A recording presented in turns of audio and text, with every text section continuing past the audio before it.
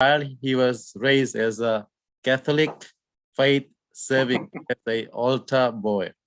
20 years later, having majored in business studies and sociology at La Salle University, his spiritual quest led him to join the Hare Krishna movement. He received training at the New Vrindavan Farm community in West Virginia. Within a year, his service attitude and humble demeanor had prompted an invitation to become a personal servant of His Divine Grace, Srila Prabhupada. Over the next 2.5 years, he accompanied His Divine Grace in his preaching mission all over the world. He noted the details of his travels, and thus he is one of the greatest speakers on Srila Prabhupada's pastimes. He has been widely preaching everywhere in the world, fulfilling Srila Prabhupada's mission. So once again, Prabhu, thank you so much for coming and accepting our invitation. And I'm sure we all are eagerly waiting for you to hear about Srila Prabhupada's nectar. Thank you. Hare Krishna. Hare Krishna. Thank you very much. We'll start out offering obeisances here. Nama Om Vishnupadaya Krishna Prastaya Bhutale Srimati Bhaktivedanta Swaminiti Namane Namaste Saraswati Devi Gauravani Pachani Nir Vishesha Sanyavari Pasachade Satani Panchakopa Turubhischa Kripa Sindhubhya Evacha Patitanam Pavanebhyo Vaishnavebhyo Namo Namaha Jai Shri Krishna Chaitanya Prabhu Nityananda Sri Advaita Gadadhar Srivasadi Gaur Bhaktavinda Hare Krishna Krishna Krishna Hare Hare Hare Ram, Ram Ram, Hare Hare. So, first I'd like to thank you, Prabhu, Krishna Chandra Prabhu. He's arranged this meeting with the devotees in New Zealand. I think from a few weeks ago, or last month, we were trying to decide when we could get together. And some of you may know I've been in Vrindavan. My wife and I, we've been here since just before the pandemic began by Krishna's arrangement. We take everything somehow or other as Krishna's arrangement. We had been, I guess, closer, maybe a little closer. We were in Hawaii for 5 years, where I was and still am regional secretary there. And anyway, being there, my wife had an inclination, desire to come to Vrindavan, to be in Vrindavan. So fortunately, by Krishna's arrangement, we wound up here just after making one tour in Africa, South Africa, for 2 months. And we came here literally 2 weeks before the pandemic began. And we've been locked up in Vrindavan ever since. Even though we're just tourists here, if you know what tourist visas are like, they're not very long. But somehow or other, we've been here now for almost 2 years. Constantly getting permission to stay 2 more months, 2 more months, 2 more months. So we couldn't be happier. As it said, I'm now 70 years old, and at least for the time being, Krishna's arranged that I can travel without leaving my flat here in MVT. So we're very, very happy to be able to do this. And I'm sure some of you may know, or hopefully all of you know, it was about 48 years ago that I was actually in New Zealand with Srila Prabhupada. It was the only time I was there with him. And by Prabhupada's mercy, you're all here because he traveled there. He traveled there in May of 1972.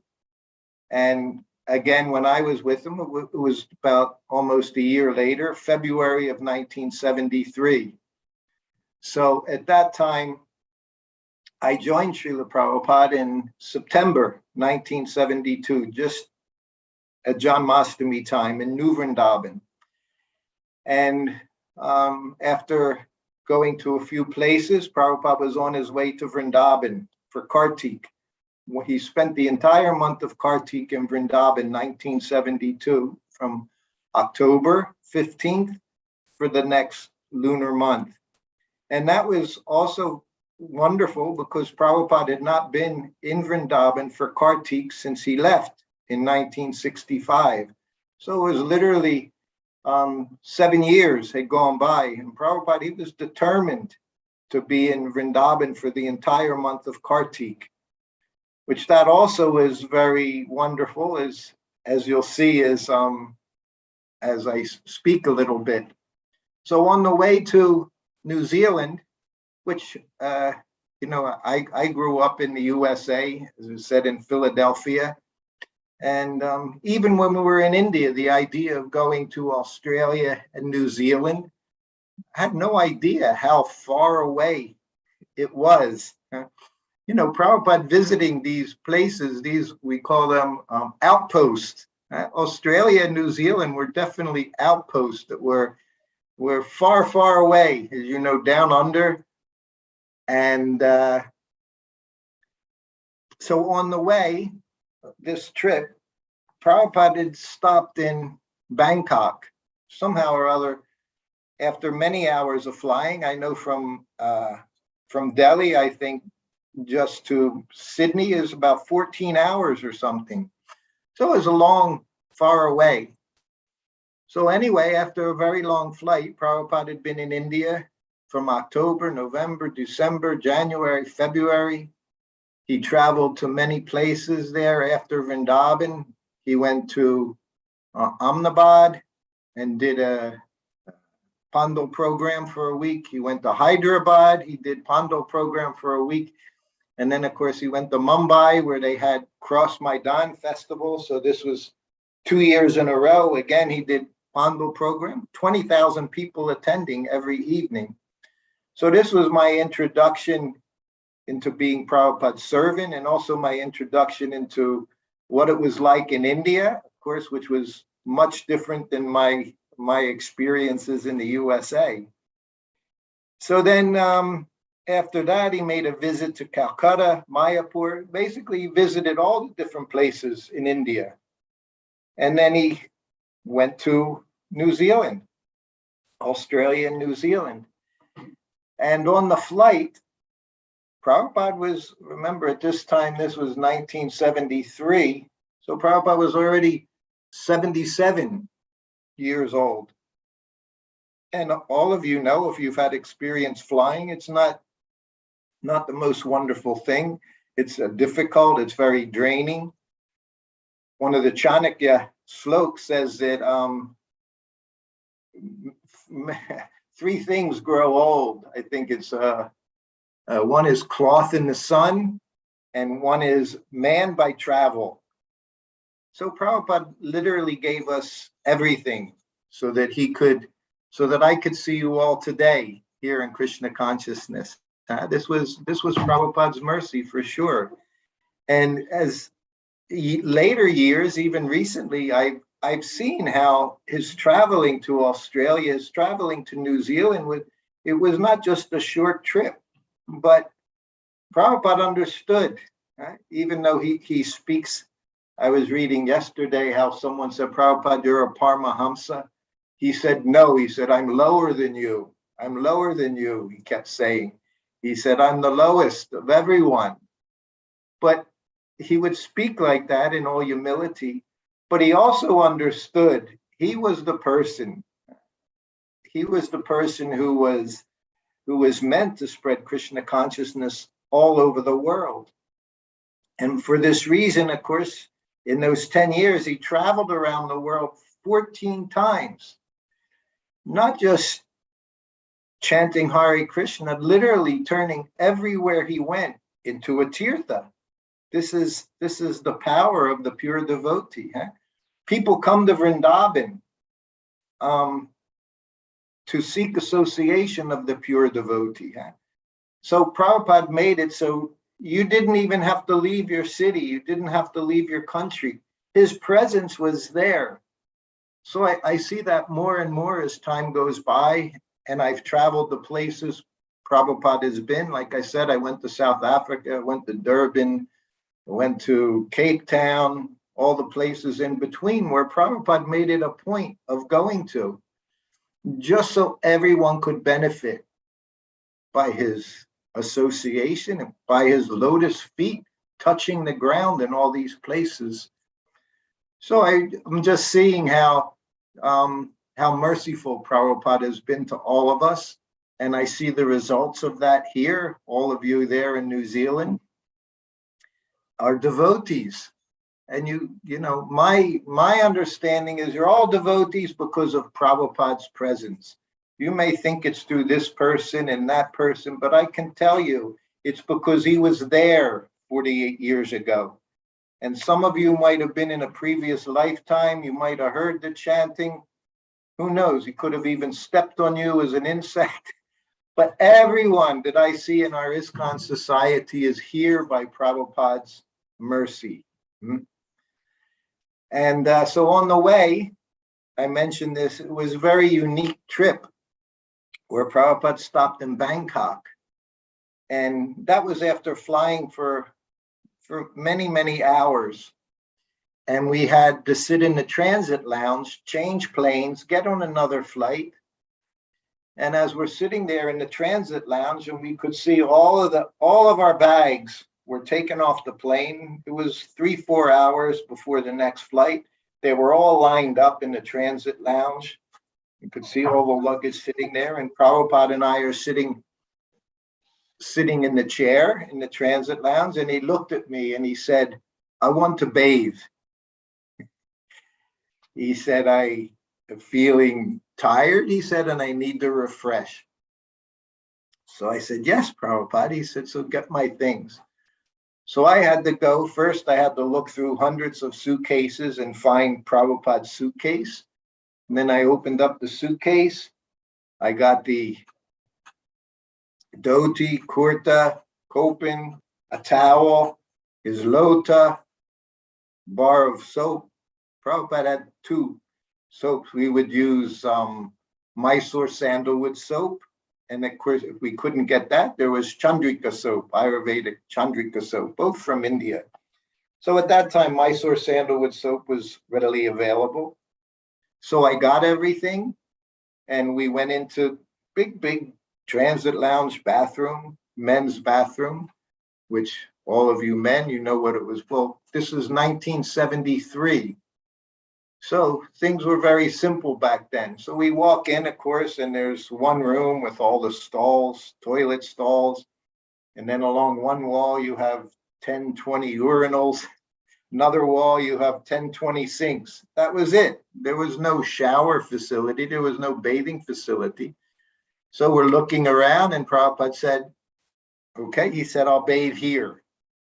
So we literally were just in front of one of the sinks, and people are men, children are coming in and out of the bathroom doing their business. It was a bathroom, big bathroom in the transit lounge. And Prabhupada said, "I'll bathe here." And me, traveling with Prabhupada for me was very exciting, sometimes a little scary, because you never knew what Prabhupada was going to do. As I said, Prabhupada was Paramahamsa. He was not part of this world. And he could especially traveling with him, he could just ignore all the standard rules and regulations of this world. He just did what he wanted. So he assessed the situation and he said, "I'll bathe here." So I had his lota, and Prabhupada, of course, put the gamcha around him. As you know, any of us know how you would use the gamcha, put around you, drop your cloth, tighten the gamcha on. And then I just started to hand him the lota from the sink. We'd fill up the lota with water. Prabhupada's right in the floor, right in the bathroom floor, right out. Big room. People are coming in and out, and he's there pouring water, handing him the lota, he's pouring water over himself. Puts the soap on, does everything more. And the water, of course, is not going, we're not in a stall, we're right in the middle of this room. So water is just flowing all over the floor. And me, I'm a little skittish about this. I'm feeling a little bit, when I'm watching everybody, but Prabhupada, he doesn't matter. He just, boom, bathing. So he did that. He soaped up, more water. And then he finished, and I hand him the towel. He dries himself off. We move a few feet over out of the puddles of water, puts on fresh kopin, fresh dhoti, fresh kurta, puts on tilak, and then he just says, okay. So in the meantime, of course, people are looking, and there's attendants, one standing by the door watching all this going on, completely frustrated that Prabhupada has made this big puddle in his bathroom. So he finishes up,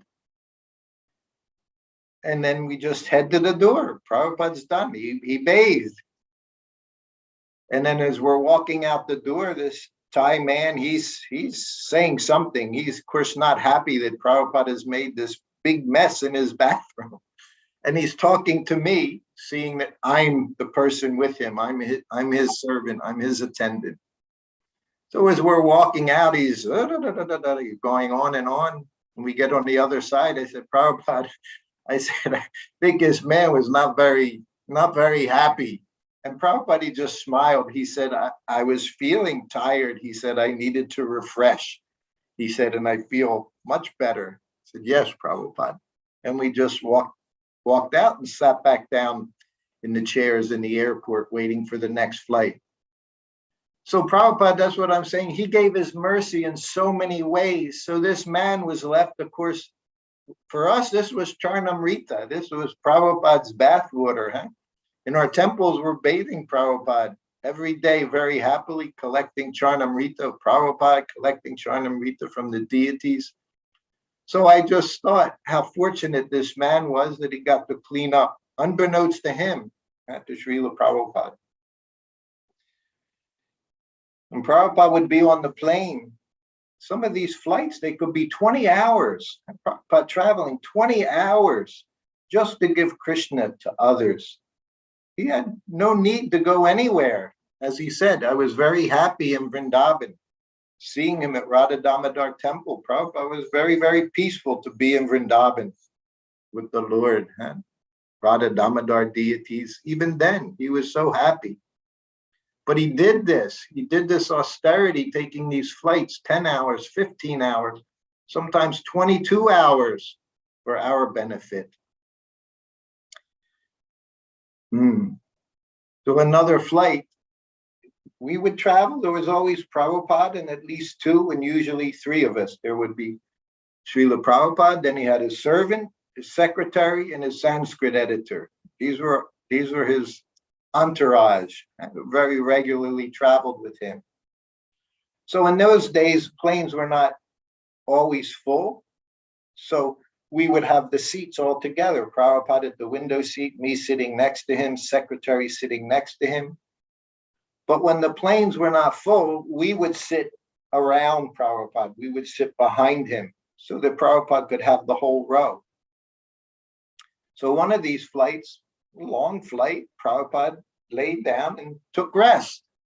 So he would put his head by the window seat, had the little pillows provided. And Prabhupada was not so tall, but he was tall enough that the three seats were also not enough space for him to be. So this one flight, we're sitting behind him, myself, Paramahamsa, and Nitai, who was his Sanskrit editor at the time. Paramahamsa was secretary. And Prabhupada's resting. And we see his head by the window, and his feet were sticking out into the aisle. Just this much, just a few inches into the aisle. And as he's lying there resting, of course, people are going back and forth, using the bathroom, whatever. But because Prabhupada's feet were in the aisle, they would brush up against them, some of them, as they were walking by. And we would just poke each other and think, these people have no idea what mercy they're getting as they would brush by and touch Prabhupada's lotus feet. Even his disciples couldn't touch Prabhupada's lotus feet. That was the rule. One devotee in the room, Prabhupada, can I touch your feet? He would say, that's not necessary. The actual touching of his feet was service. That's taking the dust. And when we say taking the dust of the lotus feet of the spiritual master, you take the dust by your service to the spiritual master. So he would say it's not necessary you touch. But these people, unknowingly, they were touching, they were rubbing past Prabhupada's feet. So we would just sit there and think, they have no idea what's happening to them, how their lives are going to completely change. Everything, Krishna's going to take it from here. So anyway, then we arrive, might have been that trip, was a different trip. I arrive in New Zealand with Srila Prabhupada. So some of you, if you don't know the history, you should know the history there in Australia and New Zealand. At that time, Prabhupada stayed in, where is it? Auckland Temple. It was a rented place, I believe. There were no deities even in the temple. There were devotees living there in the temple. But the two sannyasis were Siddhaswarupananda Goswami and Tushna Krishna Goswami. Back in the 70s, they were very big devotees there in that part of the world, Australia and New Zealand. Prabhupada had Tushna Krishna and Siddhaswarup. He had Siddhaswarup travel with him for 2 months. Siddhaswarup was there for Kartik in Vrindavan, and he wanted him to travel with him. He was there in Hyderabad, he was there in Mumbai. And of course, Prabhupada's idea was he understood how influential Siddhaswarup Goswami was. And he knew he had his own understanding of things. So he wanted him to travel with Prabhupada because Prabhupada wanted him to understand the philosophy. Even if he was going to speak separately, independently, whatever it was, he should understand Krishna consciousness through him, through Prabhupada's understanding. And this is very important because for all of us to this day, whether it's 50 years later, when it's 100 years later, Prabhupada wanted that his followers understood Krishna consciousness properly so that they could give Krishna consciousness to others with all the potency of Prabhupada. And that, of course, is why he also always says how important his books are, to read his books, and to discuss from his books. So he had them travel with him. And of course, they were very, they had some of their own understandings, which Prabhupada very much tried to influence them. One of the things when we were there, Siddhaswarup, he had made this book, Jesus Loves Krishna, Krishna Loves Jesus. So he gave Prabhupada a copy, and Prabhupada went through the book. And then when Siddhaswarup came in the room, he said, Prabhupada, what do you think? Prabhupada says, you don't mention anything about Christians killing cows. That was the first thing Prabhupada said. He said, Jesus says, thou shalt not kill. The commandments are there, and thou shalt not kill. He said, you don't mention anything. Siddha's approach was very, very soft. He would bring up all the things that were the same. But Prabhupada said, you have to follow. He said, if the Christian is actually good Christian, follows Christianity. He said, a Muslim follows their religion. He said, that's wonderful.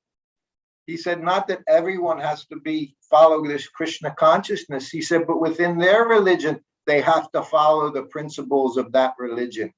He said, then that religion is good. He said, but you have to follow. He said, we don't ask people to change. We ask them to follow nicely their religion.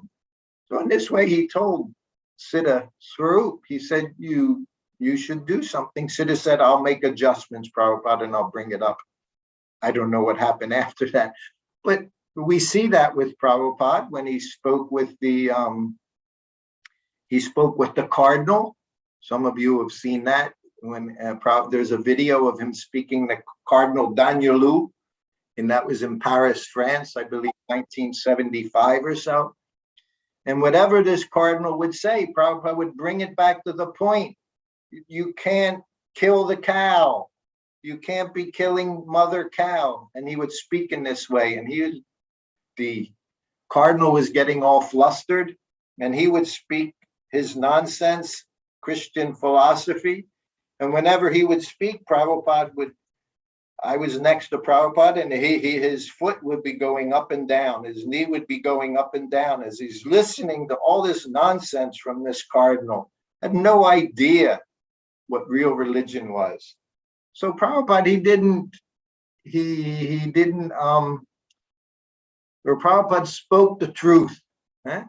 And someone could speak whatever they want, but then Prabhupada would speak the truth. And every time he had opportunity with the cardinal, he would tell him, this is the absolute truth. Everywhere, spirit, souls there, and all living entities. So anyway, he corrected Siddha on that point. I believe he was there in Auckland for a week. And then there was another time. Siddha Swarup was wonderful. Prabhupada loved him. And we know towards the end, even he received a letter from Siddha Swarup that he got while he was in Bhaktivedanta Manor in England. And Prabhupada, Siddha said in the letter how much he cared for Srila Prabhupada and how he hoped to see him again and like that. And Prabhupada had tears in his eyes saying he was such a nice devotee. Sure, we're not criticizing, but the point was there. Prabhupada, but philosophically, you had to speak what Prabhupada was speaking. This was the authority. And this is how Prabhupada was able to spread Krishna consciousness all around the world.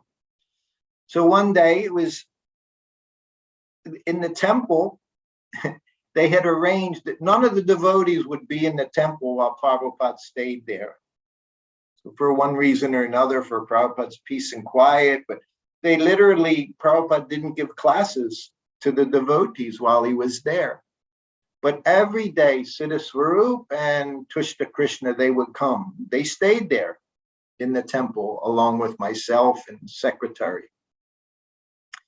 So the one day before massage, Siddha Swarup comes in and he's got a big bottle, like a 1/2 liter bottle of Mysore sandalwood oil. That you can't even find Mysore sandalwood oil purely like you could. In those days, it was expensive. Now is so expensive. But this was a big bottle, he said, which he got for Srila Prabhupada. And he said to Prabhupada, now I massage Prabhupada every day before lunch. And we would use 2 oils. We would use sandalwood oil on the head, because it's cooling. Sandalwood oil is one of the most cooling oils. But the rest of the body, he used mustard oil. So Siddha Swarup came into the room and shows me the bottle, Prabhupada the bottle. And he said, Prabhupada, please, he said, you use sandalwood oil for your whole body today. And Prabhupada said, no, he said, it's not necessary. He said, just for the head. Keep a cool head. Prabhupada always say, you want to keep a cool head in Krishna consciousness. And warm legs, as he told the one female reporter, why you shave your legs? They said, why you shave your head? Prabhupada said, why you shave your legs? He said, keep a cool head, warm legs. But Siddha, he insisted, he said, please, Prabhupada. So finally, Prabhupada said, okay, he told me you use sandalwood oil for the whole body. So I did that. I knew it wasn't a good idea, but Prabhupada approved. Siddha Swarup was eager to serve Prabhupada more fully. So we did it. Prabhupada bathed, he had his lunch. Right after lunch, he rang the bell. I went in. He said, I'm not feeling well. He said, I think it's because of the sandalwood oil. He said, too much cooling for the body. I said, yes, Prabhupada. But it didn't last that long. But this is how much Prabhupada, the lengths Prabhupada would go to just to satisfy a disciple. Even he knew it wasn't a good idea. I knew it wasn't a good idea, but he kept insisting and Prabhupada complied.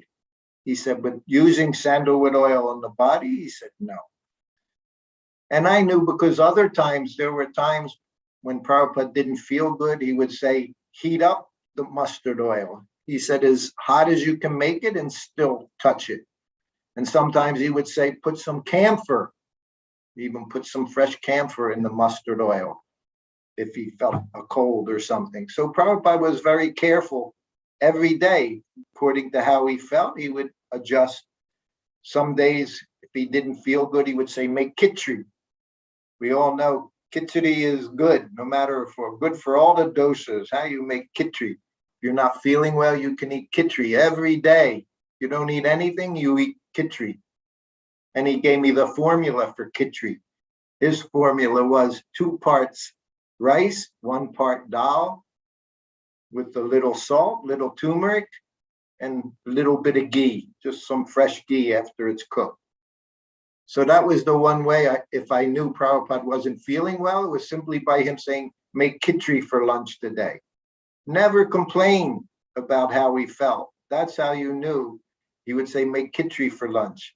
Then you knew he was feeling a cold or something was going on. So, as I said, we spent a week there and had a nice facility. When we arrived there, kitchen was there, ghee was there, but there weren't any deities, so there was no Maha Prasadam. There was no Maha sweets, no rasgullas, no sandesh, no gulab jamun. None of these things were there. So getting there the first day, I wasn't able to prepare anything here in Auckland. So Prabhupada had his lunch. And again, he would let these 2 swamis sit with him. Prabhupada always ate prasadam alone. You'll see so many, you'll see a few videos here and there of Prabhupada, you'll see photos. He's alone. He has table on the floor, choki, they call choki. It would be against the wall, and Prabhupada would sit on a straw mat on the floor in front of it. I would bring in his prasadam, go back and forth, and he would take by himself. So this was always the practice. But he was very eager to give these 2 boys, young men, his association, so that they understood Krishna consciousness as he wanted to give Krishna consciousness, not according to what their ideas were from before. He was very insistent. So he allowed them to sit with him as he took prasadam, and he would even have conversations. So the first evening came up, and Prabhupada called me into the room. Now imagine it's 8 o'clock, 8:30, 9 o'clock. He's saying, so you can make me some puris and sabji. In general, sabji could vary, but sometimes you would ask for potato, eggplant, dry, nice dry sabji, just little ghee. Showed me how to make simple chaunts, and then we would just put in the potatoes, scrape the bottom, put in the eggplant.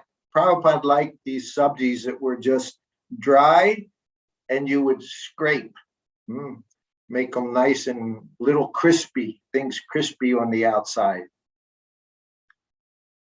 So I bring them, they're in there, the 2 swamis are there, and I come into the room, Prabhupada's plate, and we've got puris, sabji, 1 puri, sabji, and hot milk.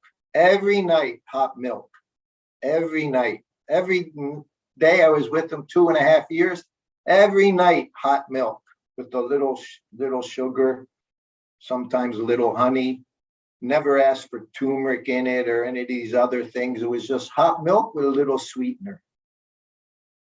So I bring it in, put it down. And of course, then I have to run out of the room again, make another puri. And puris were puris. They weren't chapuris.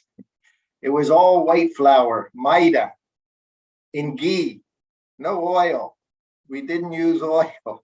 Nowhere around the world, 14 times, every temple was ghee. Prabhupada took everything. If it was deep fried, it was fried in ghee. If a chaunce was made, it was a chaunce made with ghee. So that was the standard then. So I go back out, I make another puri, bring them a hot puri. And of course, puris and chapatis always have to puff up.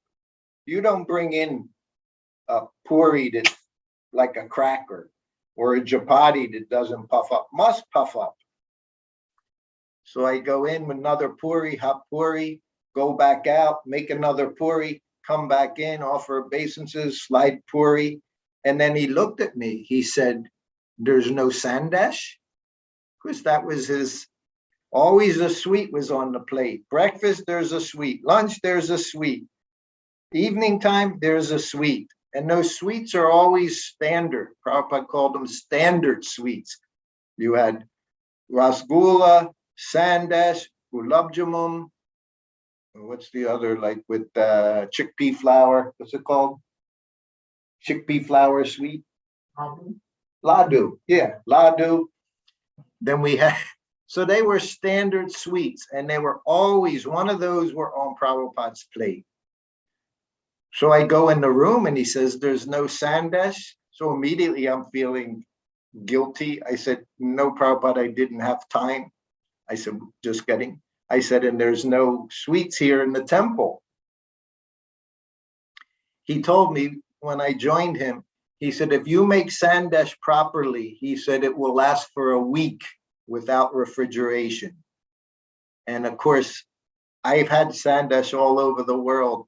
Most of that sandesh won't last more than a day or two because it's always too wet, has to be very dry, has to be, it should be so fine. There's no grains. You don't feel, as all you feel is this nice, pleasant paneer that's been very well massaged onto the table and then cooked on a slow heat in a wok or whatever. So everything dries out. You add your sugar, which was white sugar.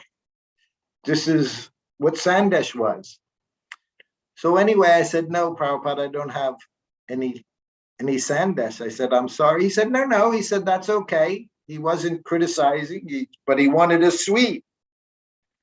He said, you bring me a bowl of sugar. So then I go back into the kitchen, of course, and I get sugar, white sugar, granulated sugar, and another puri. And I come in with the bowl of sugar and the puri, hot puri, fresh hot puri. And now I put that. Prabhupada's already had 3 or 4 puris and his sabji. He's been eating his sabji and he's drinking hot milk. Milk meant boiling hot. It had to be boiling hot when you brought it to him. If it was any cooler than that, he would send it back. Sometimes devotee would bring Prabhupada hot milk, and he said, it's hot, not hot enough. He gave it back. He said, hot. I said, hot. So then the devotee goes back out. In a couple of minutes, he comes back in, and he's holding the cup. And he said, Prabhupada, it's hot. He said, no, it isn't.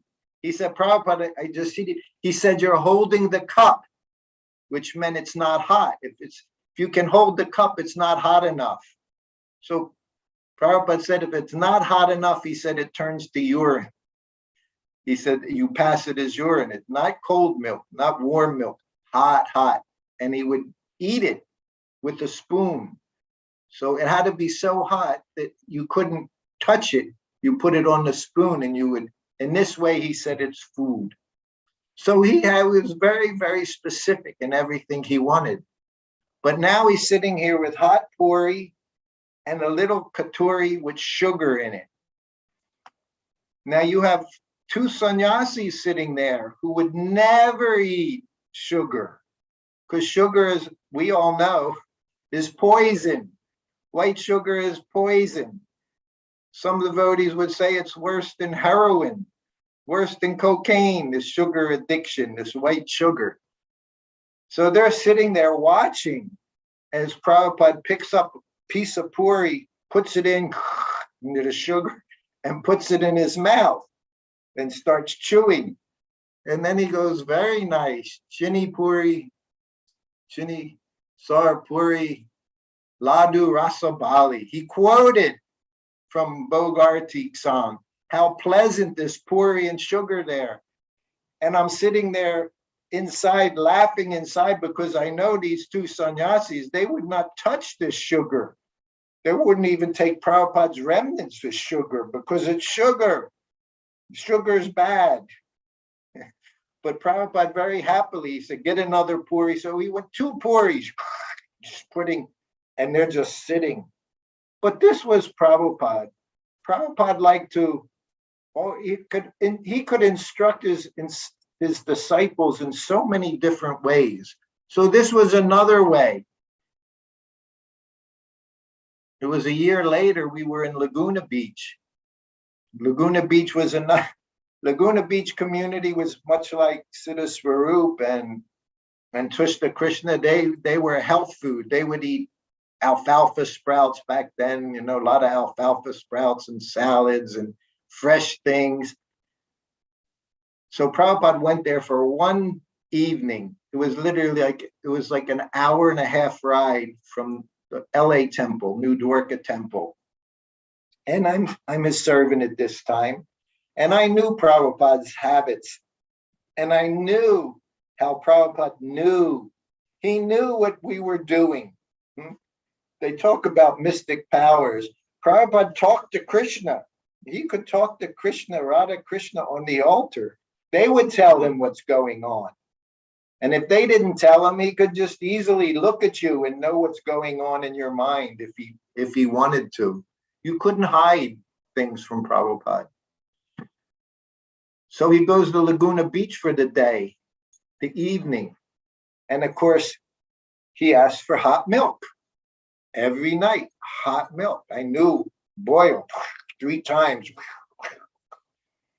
And I'm looking for sugar in the kitchen, the deity's kitchen. This is Laguna Beach, they have deities there.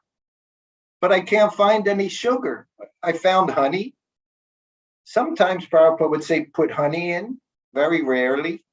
He never said anything about how I sweetened his milk. He never said it was too sweet, wasn't sweet enough. Whatever I did seemed to be okay. So this evening, I bring the milk in. Of course, the temple president's there, temple commander. Prabhupada's having his prasadam. And I bring him his hot milk. And he takes a spoon. He says, why did you sweeten it with honey? He knows why I sweetened it with honey. I said, Prabhupada, they don't have sugar here in the temple. He said, what do you mean they don't have sugar? I says, I said, because sugar is bad. He said, they're deities. They have to serve the deities. He said, Krishna likes sugar. He said, they can eat whatever they like. He said, but if you're going to take care of the deities, you have to give them sweets. They have to have sugar. Krishna likes sugar. He went there, in my opinion, he went there for one day just to tell them how to take care of the deities. Because they're giving the deities what they liked. This is not our business. Our business is to give Krishna what he likes. So if you want, you can eat your kitri every day. You don't have to eat anything else. But when you have deities, you have to give Krishna what he likes, what Radha Krishna likes. So again, in the same situation, he had to correct them, his disciples. Imagine, this is while Prabhupada was here. We're already changing everything. What to speak of 50 years, 45 years later, so many things. So many things, you can't even write it down on it. You can make a book, how far away we've gone from what Prabhupada gave us. Very simple formula. Please, Krishna, chant Hare Krishna. That was Prabhupada's form. Simple. So that was that evening. So then the next day comes. When did we start? 12 o'clock. We have some time. So then the next day comes. And Siddha Swarup, Prabhupada has them with him as much as possible. because he's just talking to them, trying to give them the essence of Krishna consciousness and how to spread Krishna consciousness by his standards, not our own ideas, his ideas. So it's noontime. Prabhupada's wearing his gamcha. I have a gamcha on. This was every day. We did this every day. Prabhupada sat on a straw mat. I would start out sitting behind him, massaging his head, sandalwood oil, then massaging his back. So while I'm giving him massage, I'm behind him and I'm massaging his back, mustard oil. Prabhupada said, you can massage my back as hard as you like. He told me that one day. I tried getting to the point that was harder than he would like. I couldn't find it. Even I was young, 21, 22, and I considered myself strong. And after he told me that, I'm pushing and pushing it, and I'm waiting for him to say, okay, that's a good place. You don't have to do harder. Never happened. No matter how hard, no matter how much effort I put into it, he sat there like I wasn't doing anything. He just sat there, and you couldn't move him, even though he might have weighed 50 something kilos, 55 kilos. I'm pushing as hard as I can, and he sat there like I wasn't doing anything. So that was another instruction to me. You can't defeat, you can't defeat your spiritual master. He said, as hard as you like, meant that. And he liked it. He said it was passive wrestling. He called massage passive wrestling. Prabhupada's words for everything were so wonderful. He said, you do all the work and I get all the benefit. Of course, we know that wasn't true. I considered the opposite. He was doing all the work. I was getting all the benefit just by getting a little service. So I'm massaging him. And the other room, their telephone, that's back when they had telephones connected to a cord, even there in Auckland, New Zealand. And the phone rings. So Tushta Krishna goes to the room and he gets the phone and he comes back out. He said, Prabhupada, it's a phone call from Juhu. And Prabhupada didn't look at me, just said, Srutakirti, you talk. So Prabhupada stayed there on the floor and he sent me to the phone. So I go to the phone and it's Bali Murdan. Now this is all this is so connected. It's just amazing. Bali Murdan, of course, we know the whole Pacific Rim. He helped open the Pacific Rim. Tushta Krishna was one of the very first presidents of Juhu Temple. So now he's on the phone. He comes back out. Prabhupada tells me to get on the phone. So I go and get on the phone. And after just a short time, a minute or so, I come back out. And Prabhupada just staring at the door, because this was Juhu. If you know the history of Juhu, you'll understand. Prabhupada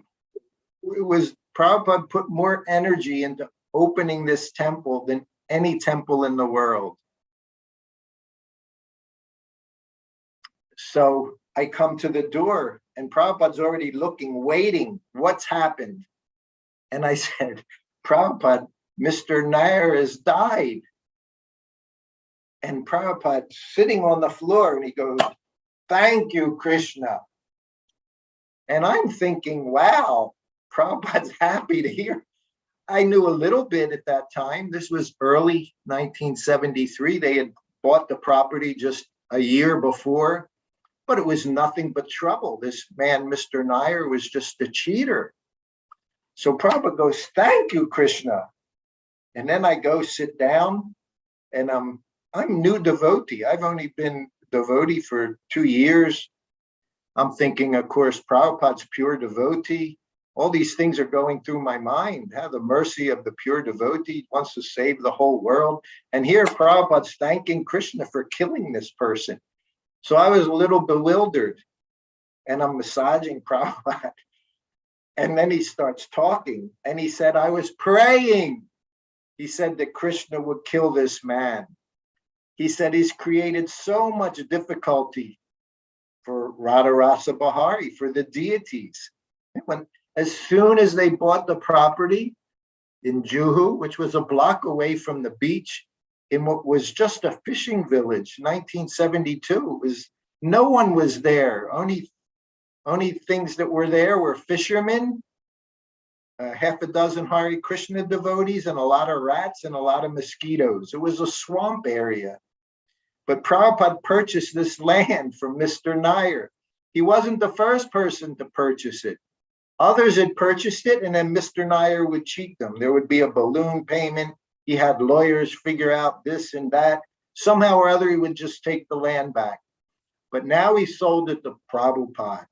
That was his big mistake. Or not a mistake, that was Krishna's arrangement. Prabhupada said, I was praying Krishna would kill this man. He has made so much difficulty for the deities. As soon as the land was purchased, Prabhupada had them build, can't even call it a temple. It was just an area. It was about, 5-10 meters by 10 meters, just a concrete area with a tin roof on the top. And they made a little altar room where they put Radharasa Bahari. And Prabhupada said, I told them, you please come here, you stay here, and I will build you very beautiful temple. So he said, this man made so many difficulties. He said, even my disciples, they were saying, let's get another piece of land. Prabhupada said, we had money.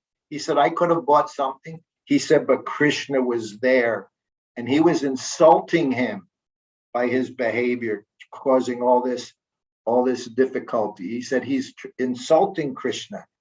He said, therefore I prayed, you please do something. He prayed to Krishna. He kept saying Krishna. Later on in letters, he wrote, Lord Nrsingadev has killed him. But at this point, he was talking about Krishna has killed him. He said, and he was a strong man, Mr. Nair. I was there sometimes in Juhu when he would come. And even though there was this battle going on, Prabhupada was always cordial. They would sit and talk and discuss. Sometimes the discussion would get a little, but it was never yelling and screaming. Prabhupada was somehow or other, he would speak with him. And he said he was a strong man. Prabhupada went robust. He said, and last time he came, he said, I saw that he was limping. And I thought, Krishna's going to kill him. He said, actually, Krishna has killed him. So Prabhupada was very happy. And then, of course, I understood. Prabhupada explained to me, for me. And then he quoted, of course, Prahlad Maharaj. He quoted Sanskrit. And he said, even a saintly person is happy, he said, when a snake or scorpion is killed. So now I was into it. And I said, so Prabhupada, I said, Krishna has killed him. I said, did he get liberated? He said, no. He said he didn't have to come personally to kill him. He said, that's only if Krishna personally killed. He didn't even want to consider the fact that it worked out well for him and he was liberated. He said, no. And then we know, it was right around that time, Tushta Krishna, he wrote a letter. There's some beautiful, wonderful letters from Tushta Krishna to Prabhupada and Prabhupada's responses, as Tushta Krishna struggled very much with Siddha Swarup being the pure devotee. And he would only listen to Siddha Swarup, Tushta Krishna. This was one of the things going on at that time. We had ISKCON, and then we had this group who were kind of ISKCON, but Tushta Krishna, he was completely sold out to Siddha Swarup, like disciple. He was literally like a disciple when Siddha joined Prabhupada. So around that time, then Siddha Swarup, he wrote a letter and he asked Prabhupada different questions. It's actually the only letter in my book. I put one letter to Prabhupada, from Prabhupada to Tushta Krishna. And in it, Prabhupada says to him how, he said, yes, he said, we follow the pure devotee. He said, but I think you have the wrong idea. He said, not just that Tushta Krishna, or not just that Siddha Swarup is pure devotee and everyone else is not. He said, Siddha Swarup is pure devotee. He said, and also Asiddha Swarup. He said, those that are not Siddha Swarup. He said, they're also pure devotees. He said, in our ISKCON society, he said, all my followers, he said, they're pure devotees. He said, and you should be ready to follow any of them, senior devotee. He said, and see them as pure devotee. He said, whether a Siddha Swarup, he said, he mentioned Shama Sundar. He said, Shama Sundar, Siddha Swarup. He said, they're all pure devotees. He said, in everyone, he said, in our ISKCON society will go back home, back to get Godhead. And he said, and we'll have another ISKCON in the spiritual world. He said, and all my followers will be there. He said, except for Mr. Nair. So Prabhupada, he cursed this Mr. Nair. I don't know when he's ever going to see the light of day. I think sometime even Prabhupada was so strict with him, what he said about him. He also got Prabhupada's mercy somehow or other. So I think sometime in some future birth, way, he's also going to get the mercy of Srila Prabhupada. But he made a very strong point within our ISKCON society. And you can't pick and choose. This person's pure, this person's not as pure. No, devotee sees everyone as being better than him. So I think I said in the beginning, Prabhupada said, I'm the lowest. He said, I'm not Paramahamsa. He said, I'm lower than you. I'm lower than all of you. So we can understand, one way we can understand how advanced we are is by our ability to see everyone is serving Krishna. Then you know you're advanced. When you see everyone is serving Krishna and not criticizing their behavior, this is advanced. And Prabhupada's spiritual master, he said it was his duty to chastise. But there's so many times when Prabhupada would say, my spiritual master has sent you to assist me in doing my service, in serving him. So this is Krishna consciousness. So these are some of my memories connected with New Zealand, Auckland. I was hoping to get there sometime after a long time of not being there. Who knows? I think you're one of the countries now, you've got crazy lockdowns going on. But we'll see, Australia as well. But I can't complain. We've been locked up here in Vrindavan. So, there's always two sides to everything. So for us, we don't even care. We don't care if the pandemic goes on forever and they keep saying no planes can come in, which means we get to stay here. Because at this point in my life, being in Vrindavan is most desirable. And I still get to associate with so many wonderful devotees. So I see there's a very nice group of you here today. It's spend an hour if we want. If there's any questions or comments, I can try to answer. Anything about the time I was here with Prabhupada, although I don't remember. Again, it was 48 years ago that I was there. So it's been a very long time, but these things I do remember, I've mentioned. Hare Krishna, Prabhu. Please accept my humble obeisances. Thank you. Sorry, can you hear me clearly? Yes, I'm looking at you. Yes, I'm looking at your name. Yes. Nectar. Hare Krishna. Please accept my humble obeisances. Thank you so much for such a nice class and for sharing such sweet memories about Srila Prabhupada. I was just wondering, what advice would you give to youth starting to preach and attempting to spread Krishna consciousness in a way that's favorable to Srila Prabhupada? It depends. Preaching depends on who you're speaking to. You always have to know the audience. Prabhupada was Prabhupada, but he was expert. and he always was very personal when he spoke. Even in a group, Prabhupada could understand in general what they were like and how to speak to them. Sometimes preaching means just listening, means not saying too much at all, just hearing. You have to understand the person. So sometimes it's good just to listen to see where they're coming from so that you can speak to them. I always mention one time in Bhaktivedanta Manor, that was right after this was 73, August 73. Every night Prabhupada was speaking to different people. He was speaking to politicians, he was speaking to teachers, high school, graduate, college teachers.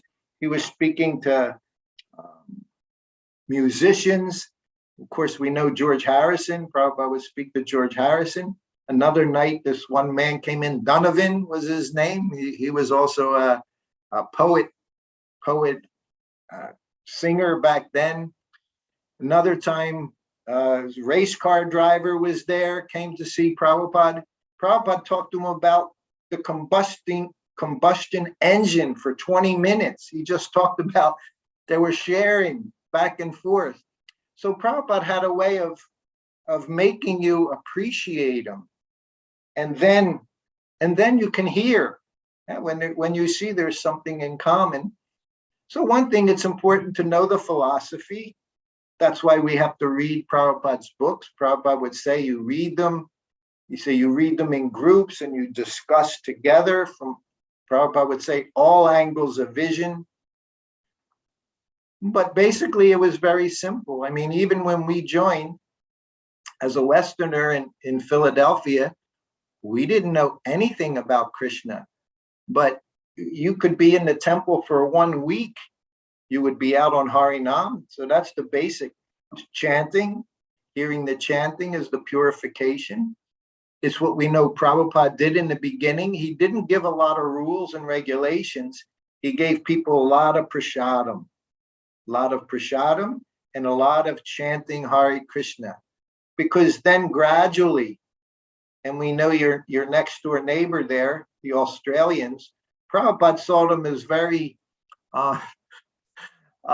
big meat eaters.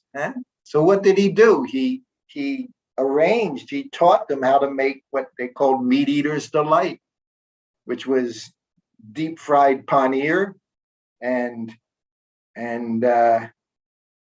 sabji. I think there was eggplant, different spices he made, but it was all based on ghee, a lot of ghee. He said, because that ghee, that taste, he said, would change their consciousness. But his idea was give them a lot of prasadam, let them hear chanting, and then gradually. So you have to know who you're speaking to. The world now is, we can certainly say in so many ways it's different, but in other ways, I know Prabhupada, when he came to America, what did he feed them? He fed them rice chapati style, the people that were coming. It's not like he tried to figure out veggie burgers or something like that. He gave them Krishna consciousness. He had everybody sitting on the floor, eating with their hands, chanting Hare Krishna.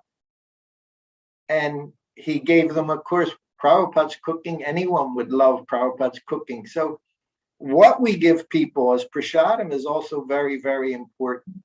And one reason Prabhupada traveled with servant meant servant cook, because what we eat is also very important, that it's prepared nicely and offered nicely. So this is one thing it's I've experienced, and I'm sure others have, is over the last 50 years, there's always room for improvement in what we prepare for the deities and what we take ourselves.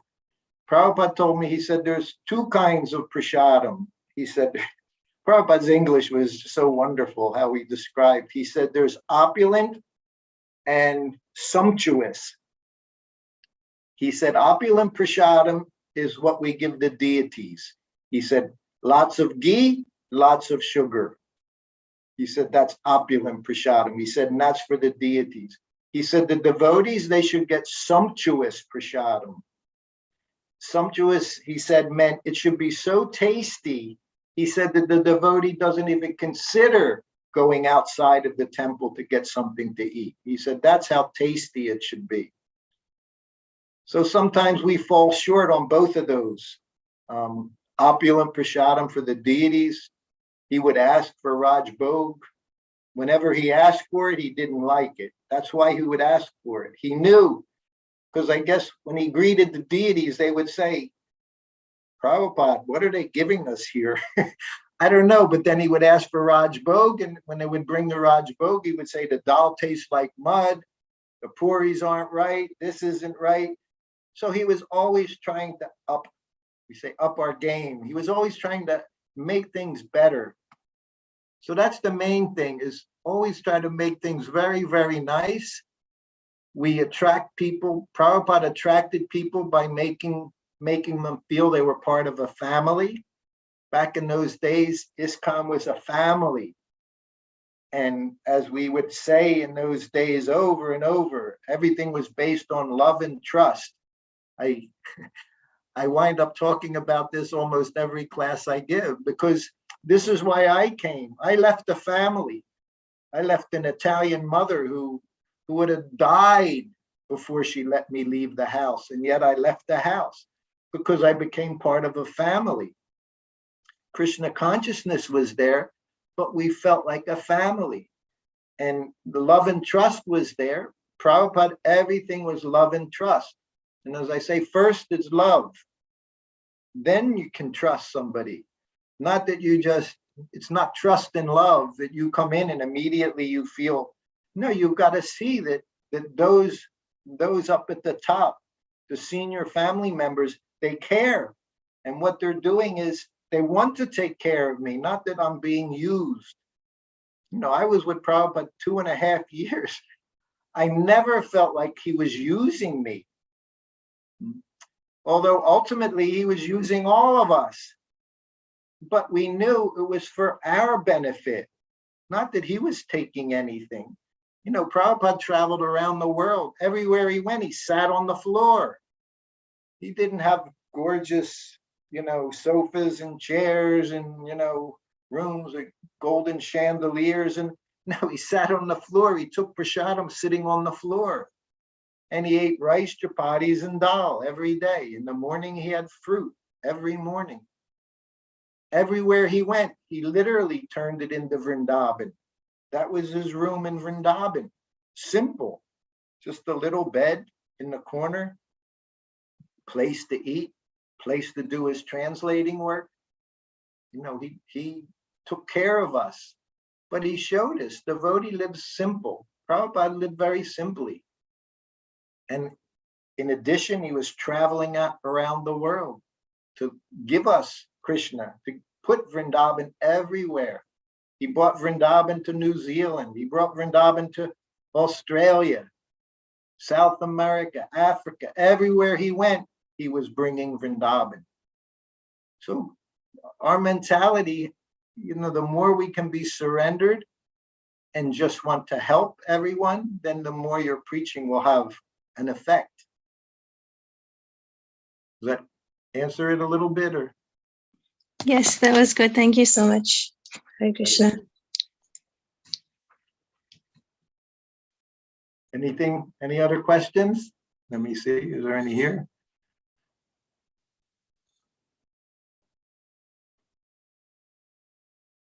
A quiet group. What time is it there? Are you sleeping?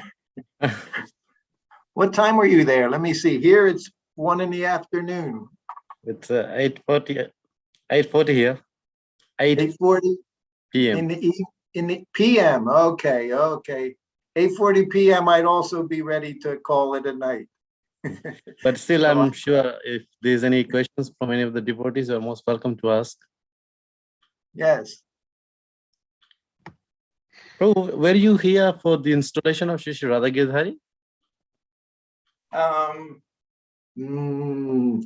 I was there for installation in Melbourne when they installed the deities there, but I was only in New Zealand for that one trip in February 73. When were they installed?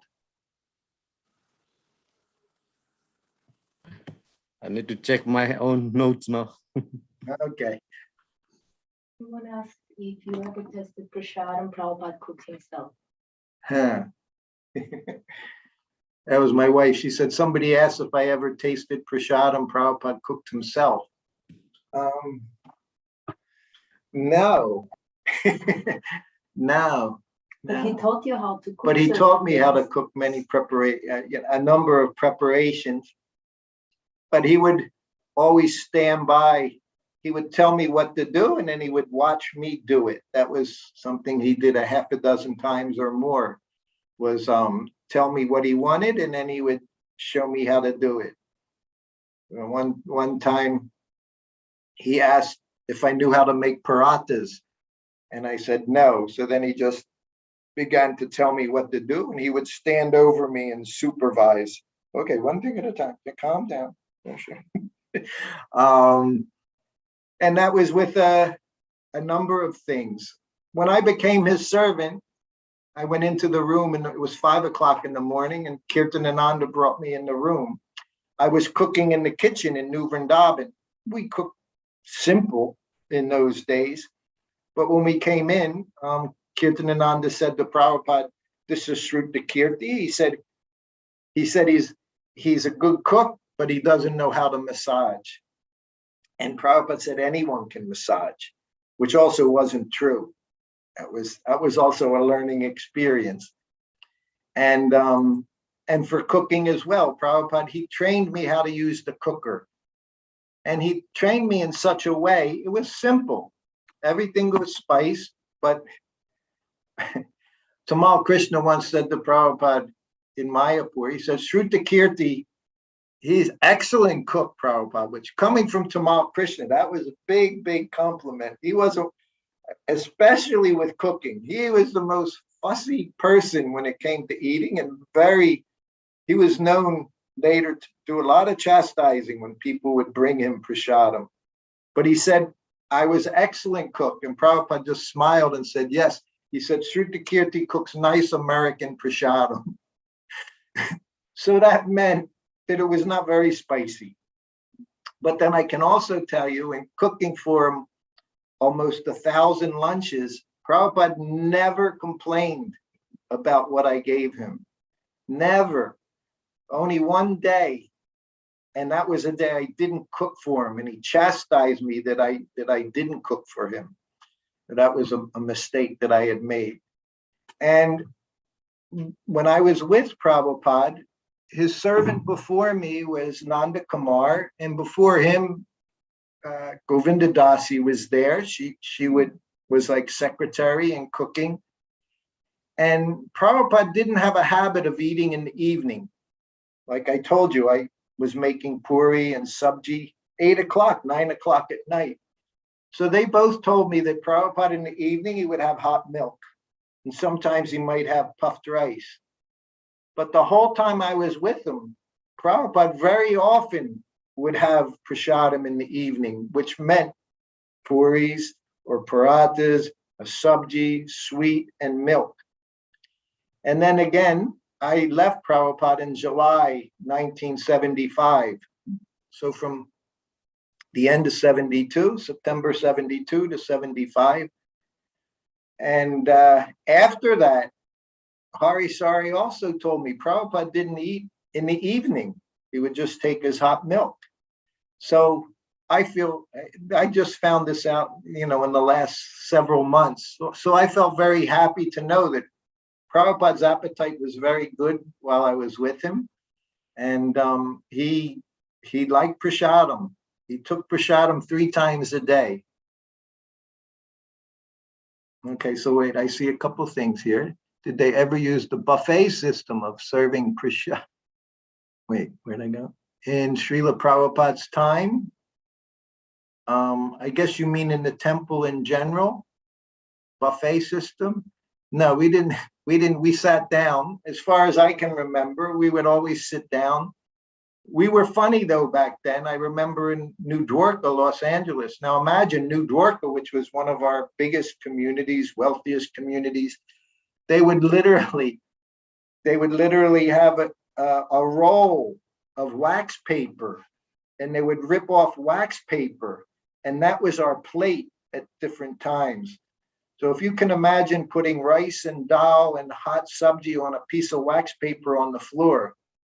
So we were a little crazy back then in some of the things we did. But prasadam was served out, and we all ate basically the same. Lunch was always rice, chapatis, dal, like that. And of course, when book distribution came in a lot, and devotees would be out all day long, you know, they would have a power breakfast of what do you call it? Not porridge, when it's Oatmeal. no, granola.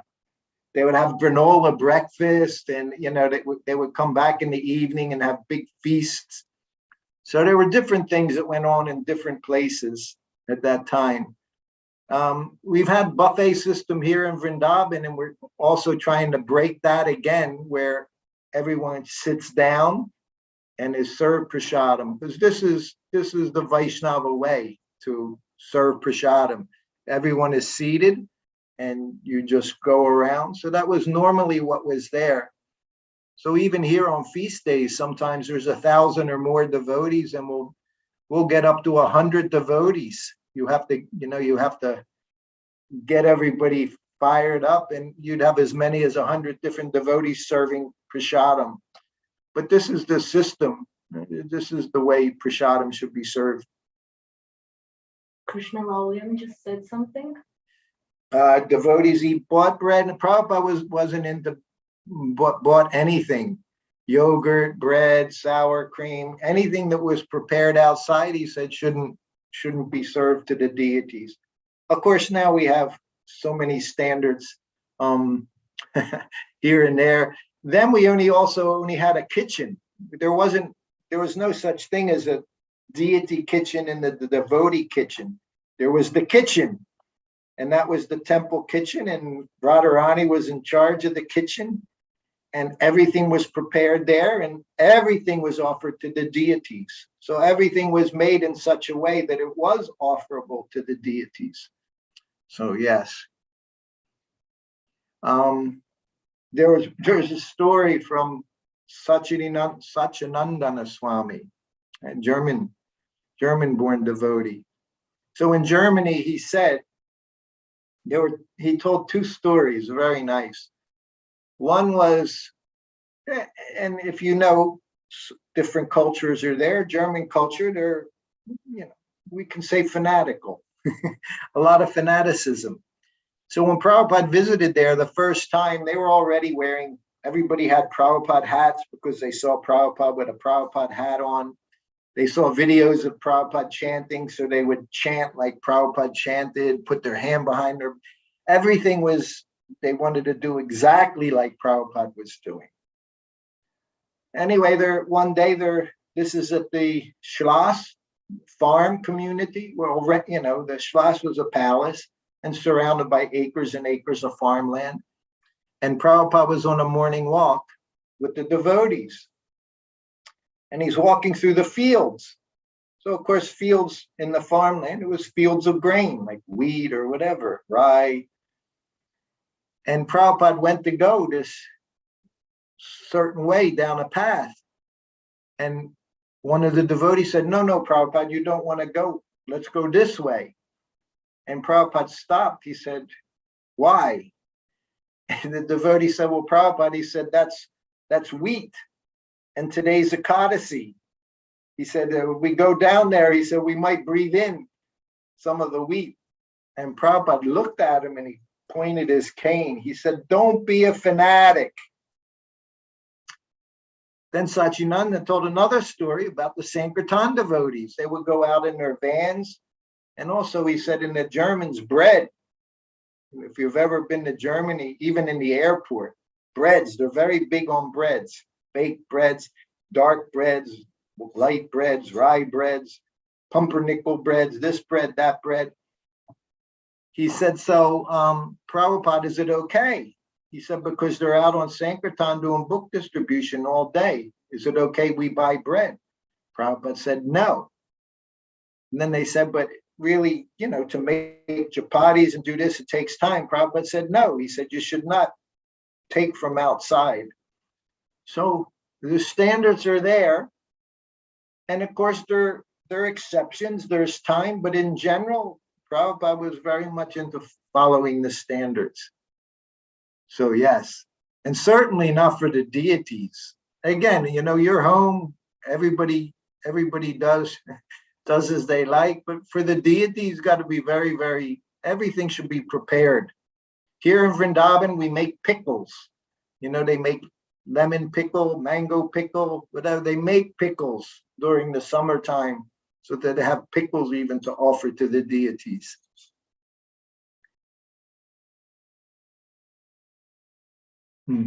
Yes. Krishna Laulyam, she's here. Krishna Laulyam, Hare Krishna. She said, and the Bhaskar made the altar and more. Good question. I think it was about the installation of the deities. Krishna Laulyam, Krishna Laulyam Bhaskar, she's saying he made the altar for the deities for that. What should be the mood of one while serving their spiritual master? Well, we know that. Prabhupada would say, we have to use our intelligence, but then again, we're always a fool. Saying we're always a fool before the spiritual master means we only do what's directed by him. So that you have to understand. And that's why these things, at least with Prabhupada, we get some idea of Prabhupada's standards. So we want to know what to do. In my being with Prabhupada, I got to see how much he adhered to his spiritual master's instructions. Imagine, he saw him a half a dozen times, and he said, Bhakti Siddhanta Saraswati Thakur, he said, even he would speak in English. He said, he's very difficult to understand. He said, so many things he would say, he said, I didn't understand. He said, but I would sit and hear. And we all know the story. And he said that his Prabhupada said that this boy likes to hear.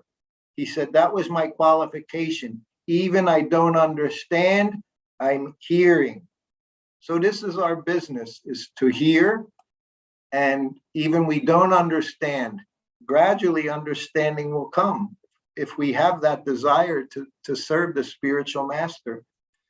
But I find the more we can follow closely Prabhupada's instructions, then the better it is for us. And that's where the potency lies. The potency lies in following the spiritual master's instruction. So we can see by what he wrote, by what he said, even how he did kirtan, how he liked us to dance. All these things are there for one that wants to see, for one that wants to understand. But Prabhupada would say we follow in the footsteps. Not that we try to imitate Prabhupada, but we want to follow in his footsteps. Even here in Vrindavan, years ago, the tendency was, in Vrindavan, because all the Brijbasis and in Govardhan, they all walk barefoot because it's Vrindavan dust. So on a morning walk one day, the devotee asked Prabhupada, should we wear, do we wear shoes when we're in Vrindavan, or should we go barefoot? And Prabhupada said, you follow in my footsteps, which was very direct. Prabhupada's footsteps, Prabhupada had shoes on. Prabhupada never walked out of his room without shoes on, without sandals on, never. So that's what he said, you follow. So we follow Prabhupada. So that's our business, is to understand what Prabhupada did, and we try to follow in those footsteps. So that was a very direct statement because, and I always say that, people won't even do parikrama around Govardhan because they don't want to wear shoes and it's too difficult to do without shoes, and they come up with things. Prabhupada made Krishna consciousness very, very easy for us, and we don't need to complicate it. His process was 16 rounds, regulative principles, and the morning program. Very, very he said the morning program, class, Mangal Arti, cold bath in the morning. He said, if you do these things, he said, everything will work out. He said, you'll be successful. If you follow this program very strictly, he said, you'll be successful. All right, we've got a question here from. Can you give one tip on how to properly advance in our chanting and attachment to the holy name? Can I give a tip in chanting, increasing our attachment to the holy name and how to chant properly? I say, Prabhupada, again, in the beginning, and he said it more than once, devotees would say, how do I control the mind when I'm chanting? Prabhupada, how do I control the mind? This was in Vrindavan, at Radha Damodar temple during Kartik. And Prabhupada said, there is no question of mind. He said, you chant with the tongue, and he did just like this. He said, you chant with the tongue and you hear with the ear. He literally just went from the tongue to the ear, and we configure our mind somewhere in between. He said, there's no question of mind. He said, chant with the tongue and hear with the ear. So I always say it was the shortest japa seminar ever. It wasn't 3 days, 5 days a week. It was literally 20 seconds. He said, you chant with the tongue, you hear. So you just keep doing that. You just stick to that. And the mind is going to take us here. Mind's going to take us here, but you just bring it back. We know, and that was one of the few quotes of his spiritual master. He would say, when you wake up in the morning, what do? All of you should know. You beat your mind with shoes 100 times. This is the mind. Don't pay attention to the mind. We listen to Shastra, Guru, Sadhu, Shastra, not mind. Nowhere does it says we follow the mind. We follow Guru, Sadhu, and Shastra. And then what do you do in the evening before you go to bed? Anyone know? You beat it with a broom. So this is how we think about the mind. Huh? We don't care for the mind. We use our intelligence, our common sense. And Prabhupada said, if you don't have common sense, find someone that does. All these things are there by Prabhupada's mercy. Hey, let them see if they have any questions here. This is okay. Go on. Have you ever done cleaning of Srila Prabhupada's belongings in his time? The Lora and the Gamcha. The very first thing I cleaned anything of Prabhupada's while I was with him? Of course, I used to clean the plates every day. I'd have to clean out the cooker, but these things will get polished by other people.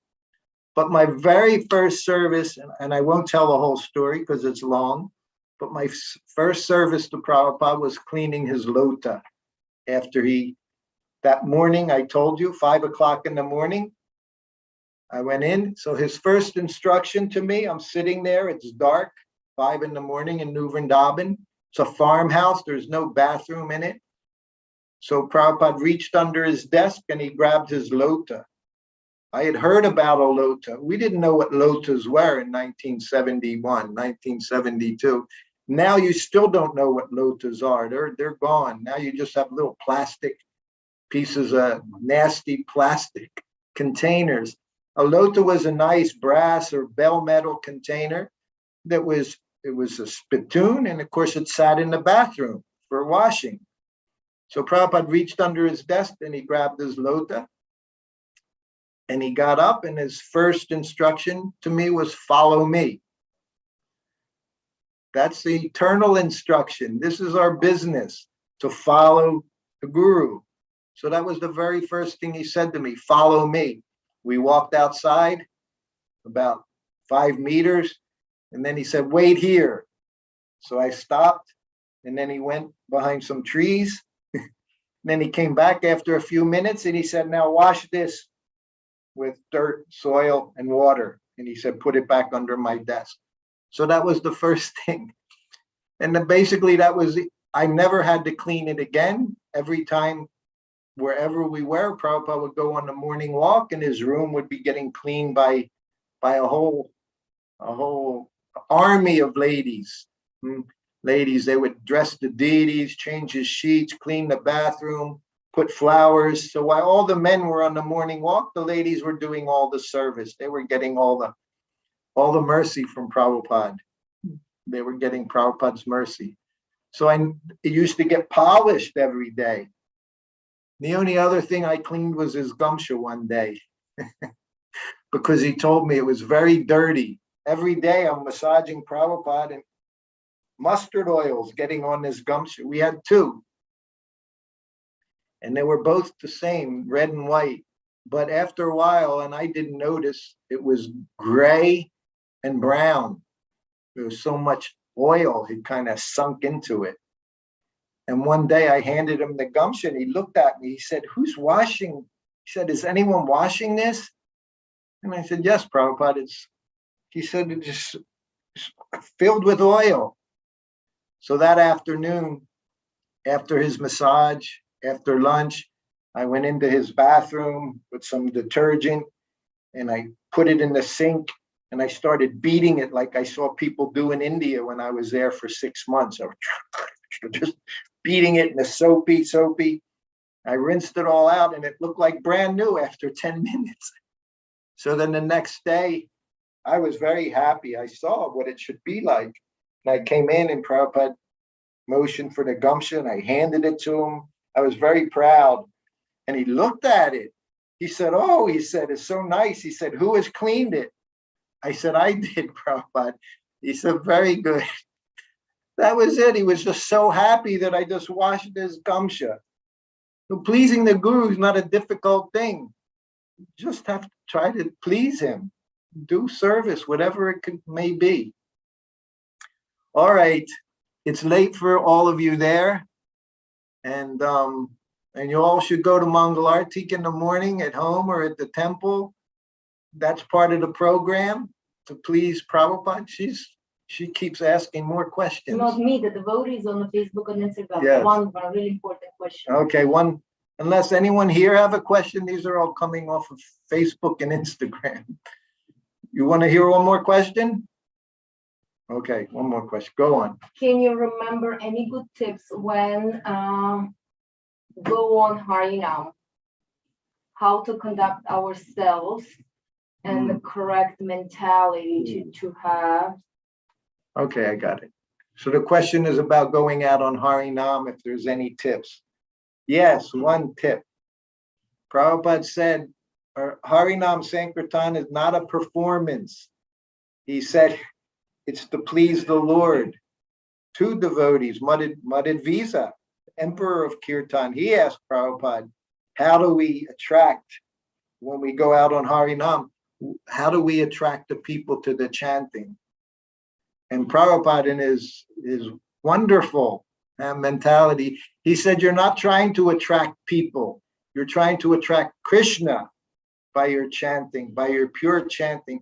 Our business is always to try to attract Krishna, not others. He said, and Krishna is in everyone's heart. He said, so if they're sincere and they're desiring, he says, you're chanting to please Krishna, they'll become attracted. So everything we do is like that. We're always trying just to satisfy Krishna. We're trying to serve Krishna. So, all right, I think we need to stop here. Prabhu's, Mataji's, thank you all very much. Once again, on behalf of us, thank you so much for sharing this wonderful nectarian. Srila Prabhupada, it was indeed a pleasure to hear this. Thank you so much. Thank you. It's been my pleasure. We know, when you come together and you talk about Krishna or his pure devotees, they're present. When you do Harinam, Lord Chaitanya is there. When we talk about Prabhupada, Prabhupada is here. So this is also for my pleasure very much. And I'm very happy after a long time to be able to meet with all of you in this format. And I'm sure we'll get together again. Yes, definitely, Prabhu. Just will request Her Grace Radha Padma Mataji to move a vote of thanks. Okay. Hare Krishna, Prabhuji, please accept my humble obeisances. All glories to Srila Prabhupada. All glories to you, Prabhu. On behalf of ISKCON Auckland, we would like to thank from the bottom of our hearts for giving your lovely association. We see Srila Prabhupada from the direct disciples of Srila Prabhupada, and it's amazing. Your association now was like watching and being there with Srila Prabhupada. We all are a big fan of hearing from you about the wonderful pastimes of Srila Prabhupada. Thank you for sharing your experience and Srila Prabhupada's instructions. Thank you for sharing lovely recipes which Srila Prabhupada liked. So personally, we met you in the Juhu temple in Mumbai in 2020, just before this lockdown. And today we are so fortunate to hear you again, the nectarian pastimes of Srila Prabhupada. So thank you, Prabhuji, again. And we look forward to have more of your wonderful association on Zoom, as well as Krishna willing in person too. So Srila Prabhupada ki jai, His Grace Srutakirti Prabhu ki jai. So just remember, we're all one big family, and you there on that little island or big island, whatever you're part of a family. So work together, help each other, support one another, and just follow Prabhupada's program. And we'll all be back in the spiritual world in ISKCON with Srila Prabhupada. Jai. We have to learn how to get together here. We're all going to be together there. So we have to learn how to get together. And we'll all be there except for Mr. Nair. He missed the boat, Mr. Nair. He's a rascal. Prabhupada said a demon. All right. Hare Krishna. Hare Hare Krishna. Once again, Prabhu, thank you so much. And hope to see you again. Yes, definitely. Okay, thank you. Hare Krishna. Hare Krishna.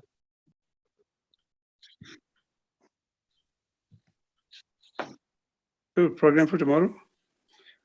We yet to hear from His Holiness Dhammapada, so we'll update tomorrow once we hear from Maharaj. Thank you, Prabhu. Nursing a prayer, quick, Radhi. Who is singing nursing? Naika Mataji. Naika Mataji, Hare Krishna. Would you like to sing nursing prayer today, please?